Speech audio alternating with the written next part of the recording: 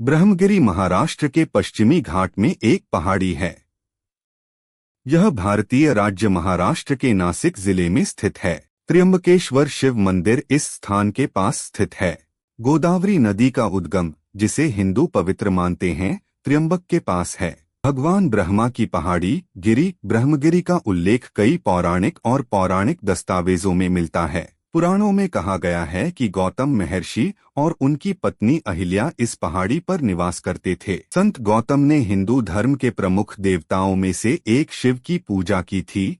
ब्रह्मगिरी के उतार चढ़ाव वाले इलाके प्रकृति की सैर और ट्रैकिंग जैसी साहसिक यात्राओं के लिए चुनौतीपूर्ण स्थान हैं। लकड़ी के पेड़ों के बीच कई ट्रैकिंग ट्रेल्स हैं। ये पर्वतमालाएं प्राकृतिक आकर्षणों और दर्शनीय स्थलों से भरपूर हैं। ब्रह्मगिरी पहाड़ी को शिव का विशाल रूप माना जाता है और इसलिए उस समय पहाड़ पर चढ़ना पाप माना जाता था। वर्ष 1908 में कराची, अब पाकिस्तान में, के सेठ लालचंद जशोदानंद भंभानी और सेठ गणेश दास ने 40,000 रुपए की लागत से पत्थर की 500 सीढ़ियां बनवाईं। इससे ब्रह्मगिरी तक पहुंचना आसान हो गया।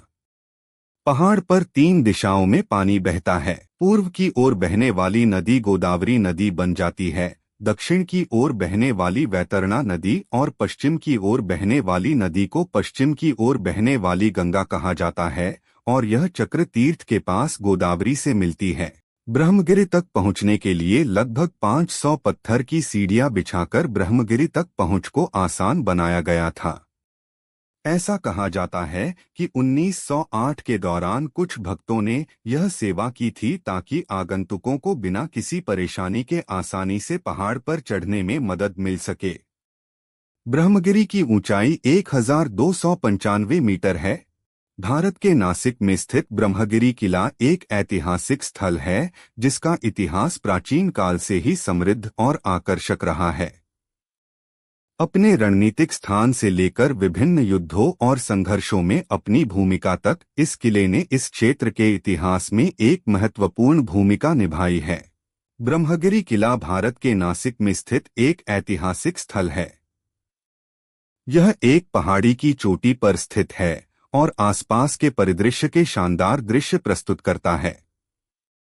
किले का इतिहास प्राचीन काल से समृद्ध है और इसने क्षेत्र के इतिहास में महत्वपूर्ण भूमिका निभाई है। पहाड़ों में 17 किलोमीटर पैदल चलने के बाद यह एक और शानदार अनुभव था। त्र्यंबकेश्वर 12 ज्योतिर्लिंगों में से एक होने के कारण एक बहुत ही लोकप्रिय तीर्थस्थल है और हमेशा लोगों से भरा रहता है।